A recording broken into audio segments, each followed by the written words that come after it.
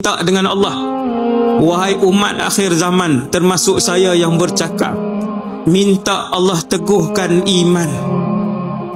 Minta dengan Allah, ya Allah, teguhkan iman kami, kuatkan iman kami, sebab yang menguatkan iman kita ialah Allah Subhanahu wa ta'ala.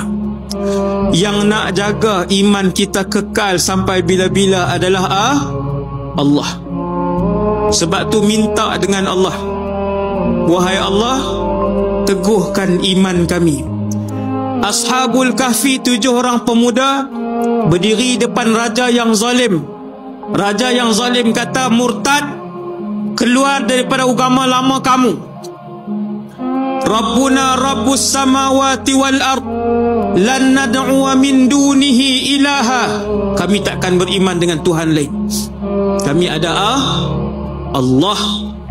Sebab tu bangun pagi, raditu billahi rabbah wa bil islami dina wa bi Muhammadin.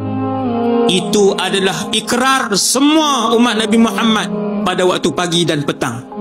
Seperti mana pegawai-pegawai kerajaan berikrar, maka ini ikrar umat Nabi Muhammad. Bangun pagi sebut, wahai Allah, aku redha engkau Tuhan aku. Sebut mulut dan hati kita. Aku redha Islam cara hidup aku. Aku ikut Islam tiap-tiap hari, aku redha. Dan aku redha Muhammad Nabi kami dan juga Rasul kami. Sebut begitu, Allah jaga iman kita insya-Allah sampai akhir hayat.